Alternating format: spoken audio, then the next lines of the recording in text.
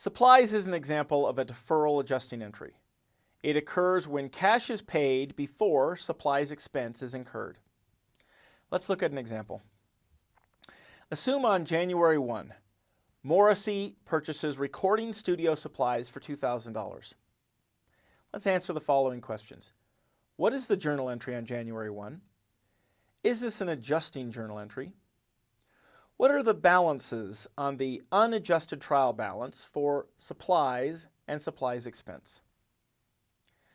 The journal entry on January 1 is a debit to the asset account supplies and a credit to the asset account cash for $2,000.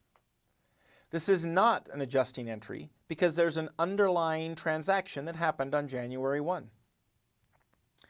So the unadjusted trial balance for supplies at the end of the month is still $2,000. As of yet, no supply expense has been recorded. Let's assume that $1,500 of supplies were used up during the month. What is the adjusting entry on January 31st? Well, the adjusting entry on January 31st is a debit to the expense account supplies expense and a credit to the asset account supplies for $1,500. At the end of the month, Morrissey has used up $1,500 of a supplies asset. When we use up assets, we create expense. So now the account balances are correct. The asset supplies has an adjusted balance of $500, and the expense account supplies expense has a balance of $1,500 for January.